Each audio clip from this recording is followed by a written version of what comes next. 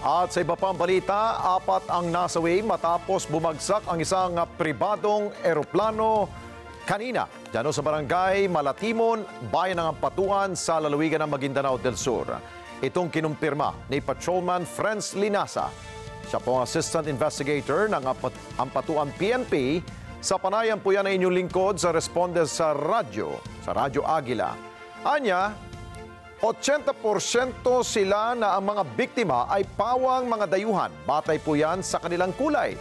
Lahat din anya sa mga biktima ay pawang mga lalaki na nasa edad 40 hanggang 50 anyos.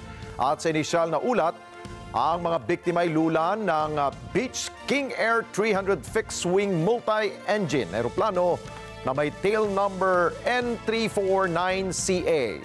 Bukod sa mga biktima, isang kalabaw ang nahagip rin ng bumagsak na eroplano. Bumagsak kasi pong eroplano sa palayan at nagkahati-hati at nagkahiwa-hiwalay ang mga parte ng eroplano habang ang mga biktima ay nagtamuho ng matinding sugat sa kanila pong katawan.